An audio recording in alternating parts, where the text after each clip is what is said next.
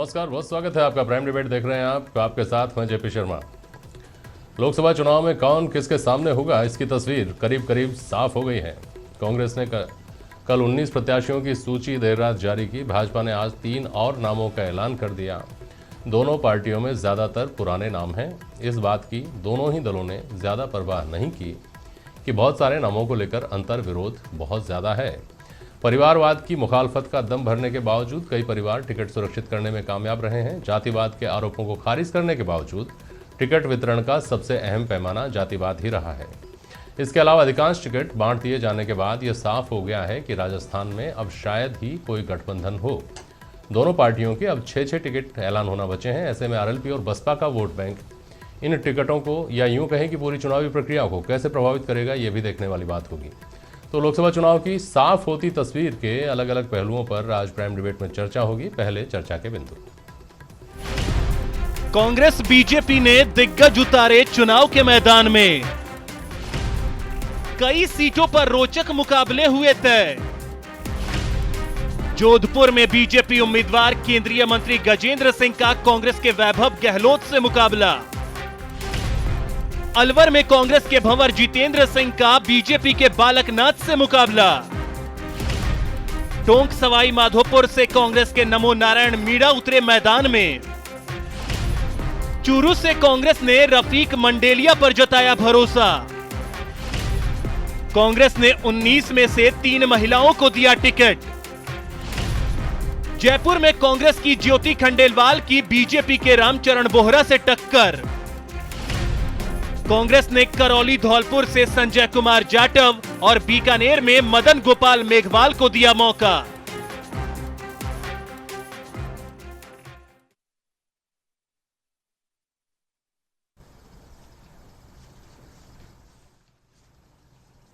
और prime debate में आज हमारे साथ वरिष्ठ भाजपाई ओंकार सिंह लखावत साहब हैं, वरिष्ठ पत्रकार श्याम सुंदर शर्मा जी और कांग्रेस प्रवक्ता विचार व्यास हमारे साथ हैं। बहुत स्वागत है आप सभी का। विचार व्यास साहब, जब दिल्ली में मंथन चल रहा था उस वक्त यहाँ सयाने लोग कह रहे थे राजस्थान में कि मंडेलिया परिवार चूरू में, महरिया सीकर में, सवाई माधोपुर में मीणा फैमिली, नागौर में मिर्धा, ये सब वो नाम हैं जिनकी जेब में टिकट है। कितना भी मंथन हो ले, वो नहीं तो उन्हीं का कोई विकल्प, उन्हीं के घर में से कोई देखा जाएगा। तो सवाल यह है कि क्या ये राजनीतिक व्यवस्था बन गए हैं कुछ परिवार? नहीं, ऐसा नहीं है शर्मा जी। देखिए, जिस प्रकार से हाल ही के जो विधानसभा चुनाव हुए उसके बाद में भले ही कुछ उम्मीदवारों की हार हुई है, लेकिन फिर भी जब पार्टी के अपने सर्वेज हुए और उसके बाद जो लोगों की उम्मीदें थीं और जो लोगों की डिमांड थी, उसको देखते हुए ये महसूस किया गया कि मौजूदा परिस्थितियों में शायद यही नाम ऐसे हैं जिनके ऊपर पार्टी को जाना चाहिए और ये पॉपुलर फेसेस हैं जिन पर पार्टी निर्भर होकर के इस चुनाव में आगे जा सकती है।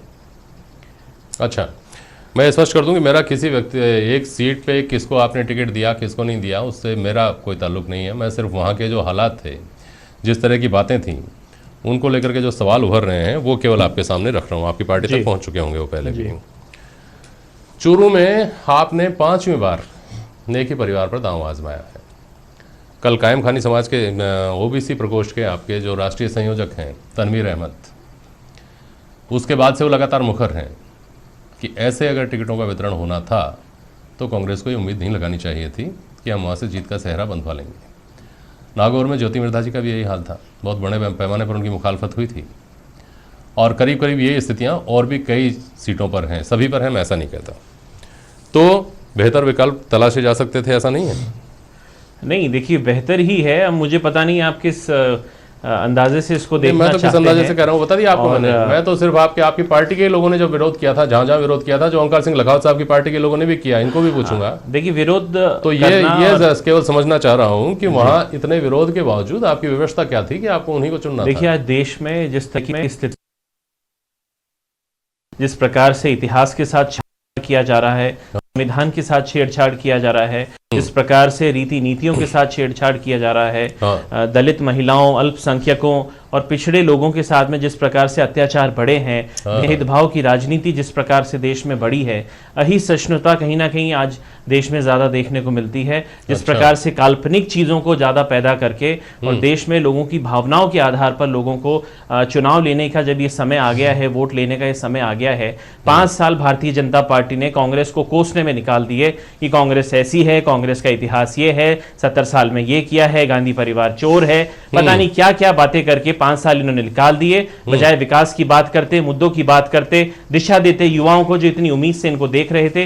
लेकिन आज भी इन परिस्थितियों को देख करके हमें लगता है कि हमको हर हालत में इन लोगों को मुकाबला करना है और बहुत ही मजबूती के साथ मुकाबला करना है, क्योंकि ये राष्ट्र के सामने बहुत बड़ा चैलेंज है। आने वाले 5 साल देश को खतरे की तरफ ले जा रहे हैं अगर भारतीय जनता पार्टी के शासन में सरकार चलती है। और हम ये मानते हैं कि हम बेहतर से बेहतर कैंडिडेट दें ताकि वो सरकार में आकर के और राहुल गांधी जी और कांग्रेस पार्टी के हाथ मजबूत करें। अच्छा, मेरे सवाल का जवाब इसमें क्या हुआ? आपने पूछा कि कैंडिडेट्स को किस प्रकार से चुन रहे हैं, तो बेहतर हम से बेहतर, इनके कैंडिडेट्स को कैसे हरा सकते हैं। हाँ। इन सारे मुद्दों पे जाकर के हमारा कैंडिडेट्स किस तरह से अपनी बातों को रख सकता है। और यही कारण है कि हमने ऐसे मैच्योर लोगों को चुना जिनके पास अनुभव है। इनमें से आप देखिए 10 सांसद ऐसे हैं जो पहले भी 10 बार मतलब 10 सांसद रह चुके हैं इन 19 नामों में से, तो उनका एक लंबा अनुभव तो है ही ना, उसको हम कैसे इग्नोर कर सकते हैं। और आज जिस प्रकार से नामों को और गुमराह किया जा रहा है लोगों को, तो ऐसे में हमें मैच्योर व्यक्ति की तलाश है और यही कारण है कि पार्टी ऐसे लोगों के बारे में सोच रही है।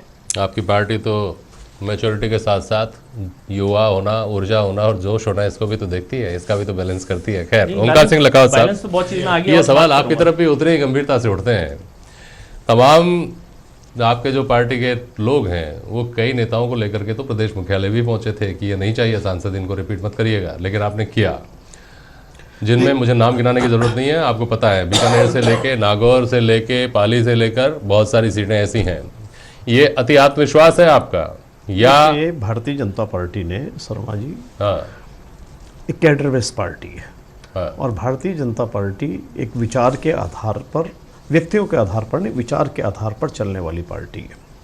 तो भारतीय जनता पार्टी के जो प्रत्याशी हैं जिनका चयन किया गया है, नीचे के कैडर से लेकर के और ऊपर से नीचे तक सब परामर्श होने के बाद, व्यापक राय लेने के बाद, फिर हमारे जो प्रमुख पदाधिकारी उनकी राय लेने के बाद, हमारे जो समर्थक हैं उन सब की राय लेने के बाद हमारे प्रत्याशियों का चयन किया। एक बात। दूसरा क्या है कि लोकतंत्र में हर व्यक्ति और हर समाज भागीदारी चाहता है।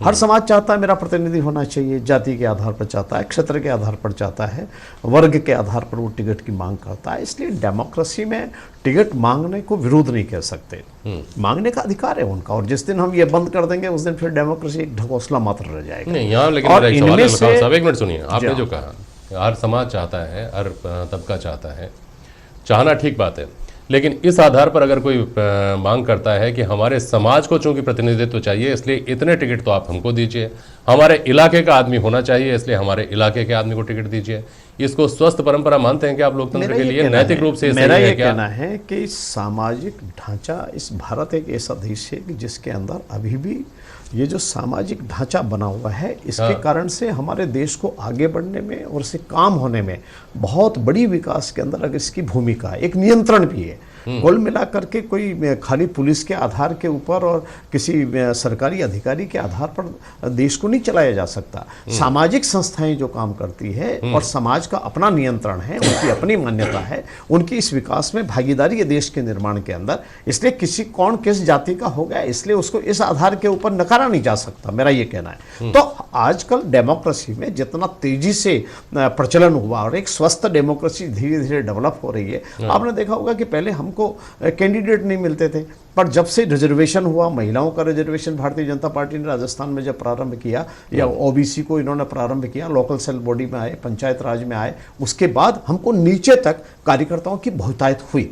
और इसलिए टिकट मांगने का जहां तक सवाल है, वो टिकट मांगना सबका अधिकार है, मांगते हैं, अपनी राय भी रखते हैं और कई बार हम हमारा मन बदलते भी हैं, ऐसा नहीं है। हमारे पास ठीक प्रकार का अगर फीडबैक आया और हम सोचते हैं कि नहीं हमारा पहले जो इस कैंडिडेट पर सोचा था उससे बेहतर कैंडिडेट है, तो उसका परिवर्तन भी करते हैं। है। इसलिए मेरा इतना कहना है कि हमारे यहाँ कुल मिलाकर एक लोकतांत्रिक तरीके से नीचे से लेके ऊपर तक, नीचे तक के कार्यकर्ता तक की बैठक करके उसकी राय लेकर के फिर मंडल पे, फिर जिले पे, प्रांत की टीम ही बैठी, हमारे समर्थक लोगों से, वैचारिक समर्थक लोगों से बातचीत करने के बाद प्रत्याशी का चयन हुआ। और हम कह सकते हैं जो हमारे पास अवेलेबल थे उनमें जितने श्रेष्ठ प्रत्याशी हो सकते थे हमने उनको चुनाव लड़ने का अवसर दिया है। ठीक बात है। श्याम सुंदर शर्मा जी, जैसे लखाल साहब ने कहा, इस तरीके से राजनीति में जातिवाद या जातिवाद आधारित राजनीति, इसको जैसे लखाल साहब ने बहुत साफ शब्दों में इसको जस्टिफाई किया, क्या इसको जस्टिफाई किया जा सकता है?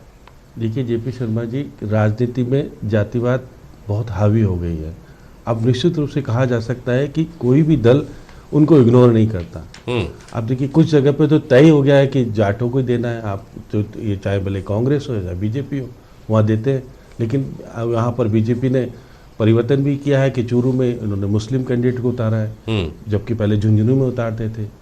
अब देखिए क्या परिस्थितियाँ बिल्कुल अलग है। अब आज की अगर विधानसभा का अगर परिणाम देखा जाए तो मैं मान के चलता हूँ कि 12 जगह तो कांग्रेस बहुत तरीके से आगे है, जहाँ पर ये 2.5 लाख 3-3 लाख 4-4 लाख से जीते थे। आज ये बहुत ही पीछे की स्थिति में है।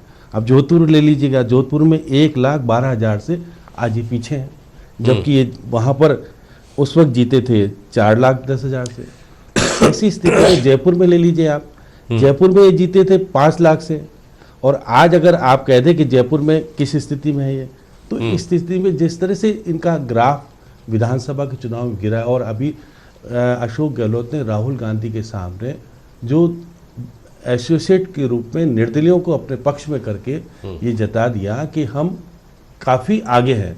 अब परिवारवाद तो दोनों तरफ है। देखिए दोनों पूर्व मुख्यमंत्री जी और वर्तमान मुख्यमंत्री जी दोनों अपने पुत्रों को अपने अपने रियासत सौंप दी है कि भाई आप वहाँ से लड़ो और हम जिता के लाएंगे। मिर्धा परिवार में ज्योति मिर्धा का जो विरोध हो रहा था, हनुमान बेनीवाल से कोई समझौते होने की बात हो रही थी, लेकिन नहीं, क्योंकि हुड्डा परिवार ने उनको पूरा सपोर्ट किया, अहमद पटेल ने पूरा सपोर्ट किया और पुराना रिश्ता काम आया और ज्योति मिर्धा जी को टिकट मिल गया। नहीं तो वहाँ पर हो रहा था विरोध, नहीं देंगे, ये होंगे। अब आप देखिएगा बीकानेर में इन्होंने मौसेरे भाई को खड़ा कर दिया, जो कि दोनों भाई थे। मौसी का लड़का है, वो IAS है तो वो IPS हैं, रिटायर्ड, दोनों के दोनों रूप में अलग तरह से ले जा करके मेघवाल दोनों को ला करके सामना खड़ा कर दिया।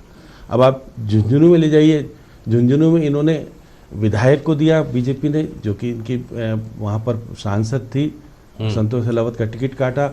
अब यहाँ पर हारे हुए विधायक को, जो कि अभी उपचुनाव में जीते थे, लेकिन अब हारे हुए सरवण को जो उतार दिया उन्होंने। लेकिन मजबूत है वो, मजबूत है। इसलिए आपने जो विधानसभा वार अभी जो बताया, इससे क्या हम कोई निष्कर्ष निकाल सकते हैं? क्योंकि लोकसभा उपचुनाव जब हुए थे तो अजमेर अलवर से साफ हो गई थी भाजपा तो, लेकिन विधानसभा चुनाव जब हुए उसमें स्थिति बदल गई।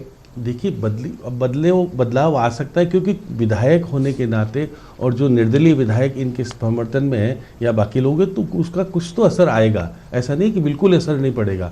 देखिए दोनों ही पार्टी, अब अगर वसुंधरा जी तरीके से चुनाव मैदान में उतरी तो निश्चित रूप से कुछ बदलाव आएगा, और वसुंधरा जी को बिल्कुल साइडलाइन कर दिया और वो केवल झालावाड़ तक सीमित रही तो कांग्रेस को फायदा मिलेगा। और यहाँ पे भी ये अशोक गहलोत और सचिन पायलट ईमानदारी से अपने कैंडिडेट के रूप में कैंडिडेटों को जिताने में लगे तो निश्चित उसका प्रभाव पड़ेगा। और अगर यही रहा कि मेरे कैंडिडेट को टिकट नहीं मिल पाया था, आपके कैंडिडेट को मिल गया और जीतने नहीं चाहिए, हारने चाहिए, तो स्थिति इनकी भी डगमगा सकती है। इसलिए केंद्रीय नेतृत्व को यहाँ पर दोनों जगह ध्यान रखना पड़ेगा। अमित शाह और नरेंद्र मोदी तो पूरी तरीके से यहाँ निगाहें रखे हुए हैं और केंद्रीय प्रभारी लगा दिया यहाँ पर, उन्होंने भी लगा रखा है। राहुल गांधी बिल्कुल अगर नजर रखेंगे दोनों सही तरीके से चले, जिस प्रकार से विधानसभा के चुनाव में जो कुछ हुआ देखा आपने, टिकट नहीं मिला और फिर ये सत्ता में आते आते आ गए, लेकिन वो स्थिति नहीं बनी जो 120 आ सकती थी। लेकिन आज की स्थिति में भी यदि ईमानदारी से दोनों नेता लड़ेंगे और ये वसुंधरा जी भी तरीके से अगर चुनाव प्रचार में लगेंगी तो अलग परिणाम दे सकते हैं। नहीं तो फिर परिणाम तो आधा रहता है। 13 में ये आ गए, 12 में वो आ गए, तो हो सकता है 15 में वो हो जाए, 12 में आगे कुछ भी हो सकता है। ठीक है, समय बहुत कम है असल में आज। आप दोनों जो मेहमान है मेरे, मैं आपको 30 सेकंड का समय आप ले सकते हैं, अपनी अपनी बात कहिए। विचार व्यास। देखिए, सबसे पहले तो मैं ये बताना चाहूँगा, जिस प्रकार से हाल ही में जैसे कहना चाहिए काम कथनी में और करनी में जो अंतर होता है मैं बताना चाहूँगा। जिस प्रकार से 3.5 करोड़ लोगों को वाटर सरचार्ज नहीं देना पड़ेगा, कांग्रेस ने सरकार बनते ही ये काम किया। कर्ज माफी का सफल क्रियान्वयन किया, बाड़मेर रिफाइनरी को दोबारा से चलाया, 1 करोड़ 30 लाख से ज्यादा बीपीएल परिवारों को 1 रुपए किलो गेहूं में राशन मिलेगा। दुर्घटना में घायल को 10,000 से 20,000 रुपए मिलने शुरू हो गए हैं। फ्रीडम फाइटर्स की पेंशन को बढ़ा दिया गया है, स्वतंत्रता सेनानियों की, विश्व युद्ध के पूर्व सैनिकों को पेंशन बढ़ा दी गई है। ऐसे तमाम मतलब इतने ये सारे जो 100 दिन फैसले, के महिलाओं काम की हैं। शिक्षा फ्री कर दी है विश्वविद्यालय और महाविद्यालय के अंदर। यानी और जिस 100 दिन प्रकार का से जो भारतीय राज्य जनता सरकार का पार्टी ने कामकाज है वो पैमाना बनेगा और लोग आपको वोट डालेंगे, ये कहना जी, चाह रहे हैं। जी, ठीक। जी। ओंकार सिंह लखावत साहब। देखिए, मेरा ये कहना है कि नरेंद्र मोदी जी ने जो देश को ऊंचाइयां दी जी। है विकास का मामले में, आज दुनिया भर के अंदर हम 5वें स्थान पर आकर हमारी अर्थव्यवस्था तेजी से बढ़ती हुई हो गई। जब ये गए थे तो 4.6% पे जीडीपी छोड़ करके गए थे 13 और 14 के अंदर। आज देश ने जो छलांग लगाई जी। है। दूसरी बात, हमारे आयुष्मान योजना जो मोदी जी ने प्रारंभ की, ये पहली बार हिंदुस्तान के अंदर 50 करोड़ लोग उससे प्रभावित होंगे। उनके स्वास्थ्य के बारे में बात हुई, चाहे हमारे यहाँ की मुद्रा योजना हो, चाहे जनधन योजना हो, चाहे महिलाओं से जुड़े हुए जितने विषय रहे उनके सहयोग और सहकार करने के विषय। सुन लीजिए भाई, मैं बीच में नहीं बोलता हूँ। मेरे पहले का समय कम है, 30 टीवी को अड्डा मत सुनिए, बनाइए। आप अड्डा आपने बना सुनिए, दिया। मैं बोल रहा हूँ। विचार जी सुनिए, आपको समझ अगर दोबारा मेरा ये समय हो कहना गया। है कि जो प्रधानमंत्री ने, केंद्र के प्रधानमंत्री, और जिस प्रकार से देश की सुरक्षा के बारे में उन्होंने जिस तरह का हुआ, अरे भाई मुंबई के अंदर हमला हुआ 26/11 को, क्यों बैठे रहे, क्यों चुपचाप बैठे रहे? और भारत का जिस प्रकार नरेंद्र मोदी जी ने सर्जिकल स्ट्राइक का विषय हो, चाहे एयर स्ट्राइक का विषय हो, चाहे दुनिया भर में पाकिस्तान को अलग थलग पकड़ने का मामला हो, वह सारे मुद्दे वो हैं जिसमें देश की दुनिया भर के अंदर एक इमेज बनी है।